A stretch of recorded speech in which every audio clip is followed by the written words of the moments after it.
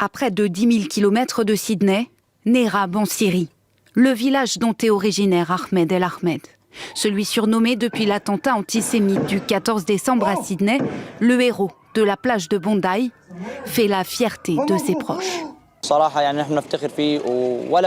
Nous sommes fiers de lui. Peu de gens auraient réagi comme lui. Pour nous, son geste est une source de fierté, un acte véritablement héroïque. Cet incident a fait sensation dans le monde entier. Il est syrien et musulman, il n'avait d'autre mobile que l'héroïsme et le courage. La vidéo a en effet fait le tour du monde, quelques secondes qui témoignent d'une immense bravoure. À main nue, Ahmed El Ahmed a réussi à désarmer l'un des assaillants avant d'être touché par balle à plusieurs reprises. Un exemple de courage salué par le Premier ministre de la Nouvelle-Galles du Sud, Chris Minns, qui s'est rendu à son chevet. Ahmed est un véritable héros. Son incroyable bravoure a sans aucun doute sauvé d'innombrables vies.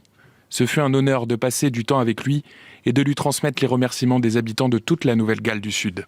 15 personnes ont été tuées dans l'attentat, parmi lesquelles Boris et Sofia Gurman, un couple russo-juif qui, lui aussi, a fait preuve d'un immense courage. Le mari, ici en chemise violette, parvient à arracher le fusil des mains d'un des assaillants. Les tueurs venaient de stationner leur voiture aux abords de la plage. Sur le pare-brise, un drapeau de l'État islamique. La suite n'est pas filmée, mais les sexagénaires qui résidaient à Sydney ont été retrouvés morts. Ils ont été les premières victimes de la tragédie de Bondi Beach.